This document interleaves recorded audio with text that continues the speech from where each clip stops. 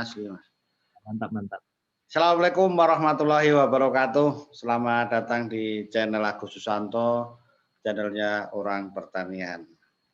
Kali ini kita akan membahas tanaman yang sedang hits beberapa tahun ini, yaitu tanaman porang. Porang. Jadi inilah yang tanaman fenomenal yang dari zaman dahulu nenek moyang kita sebenarnya sudah mengenal dan hidup di kebun-kebun yang tidak terawat. Nah, itu. Orang sering menyebutnya juga pakan ulo, kan gitu. Jadi makanan ular gitu. Dan jenisnya itu juga ada 4 biasanya. Ada suwek, iles-iles, walur, dan porang. Nah, ini porang ini yang harganya paling mahal karena mengandung glukomanan. Nah, jadi yang lengket-lengket inilah yang menyebabkan harganya lebih mahal. Dan ini yang banyak dicari di beberapa tahun ini demam. Nah, jadi demam porang ini melanda di mana-mana karena harganya yang lumayan. Jadi pembahasan kali ini adalah mengenai tentunya manfaatnya.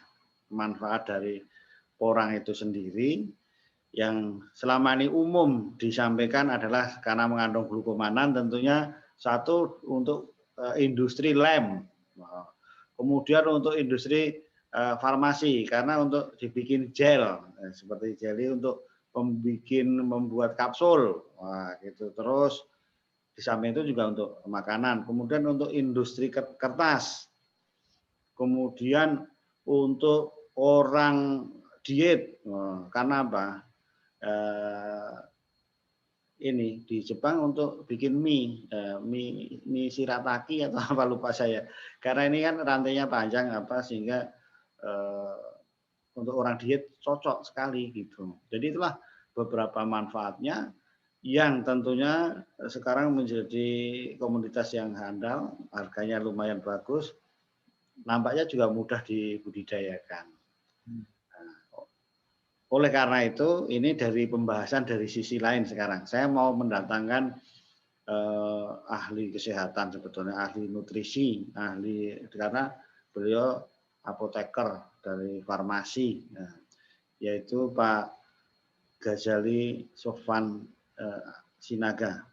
Ahmadnya di depan atau di belakang? Ada di depan, Pak. Oh, Ahmad Ghazali Sofwan Sinaga. Apoteker panjang sekali, payah gelarnya panjang.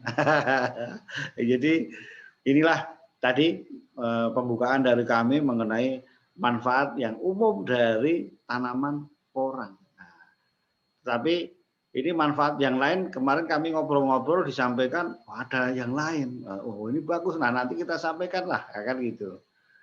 Silakan Pak Ghazali untuk menyampaikan ini mengenai manfaat lain dari tanaman porang. Silakan Pak Ghazali.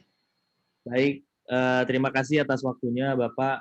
Ini menarik ya, glukomanan pada tanaman porang. Nah, itu yang sebenarnya bisa kita garis bawahi karena memang tanaman porang ini saya kurang tahu berapa persen, tapi dia yang paling dominan kalau saya nggak salah glukomanan tanaman porang. Nah, seperti yang kita ketahui sebenarnya glukomanan ini juga ditemukan di aloe vera, di lidah buaya. Oh ya.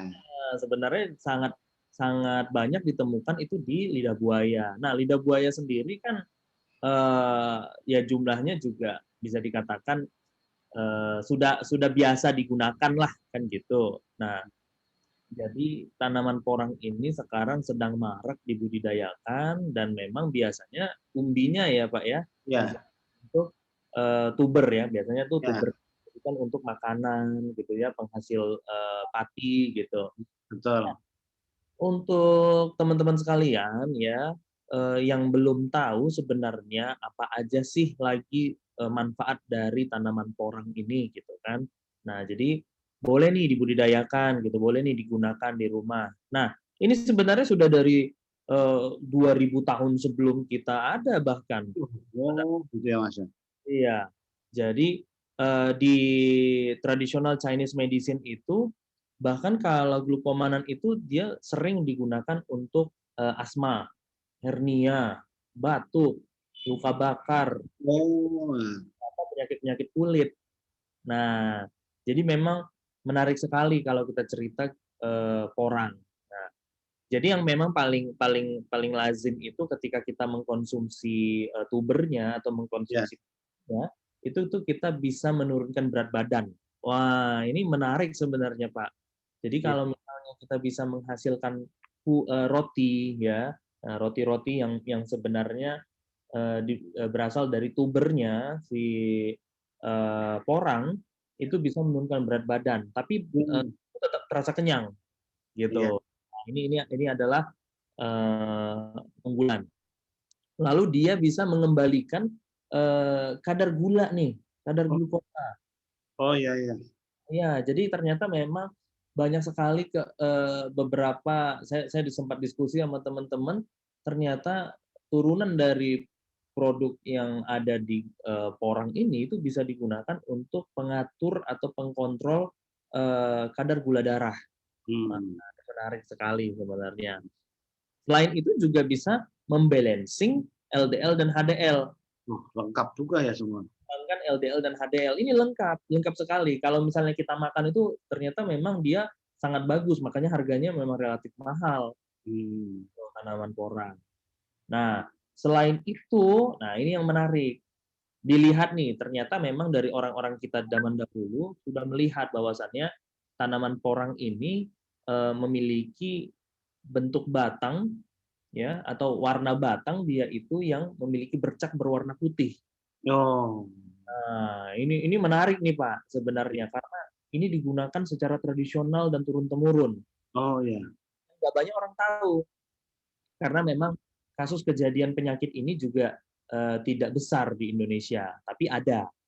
ya. Nah, dan keluarga kita ada yang mengalami juga.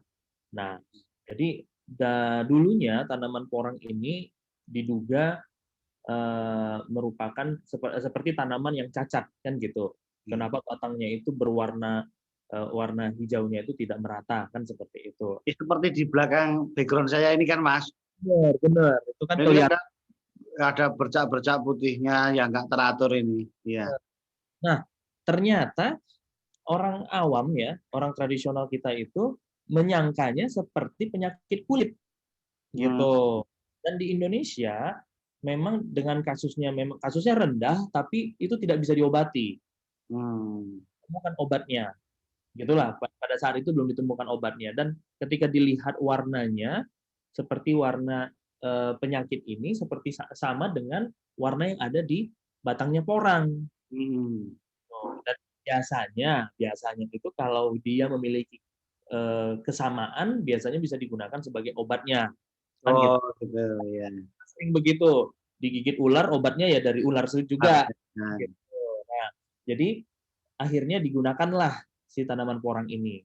Nah, jadi penyakitnya itu sering disebut sebagai vitiligo. vitiligo. Woi.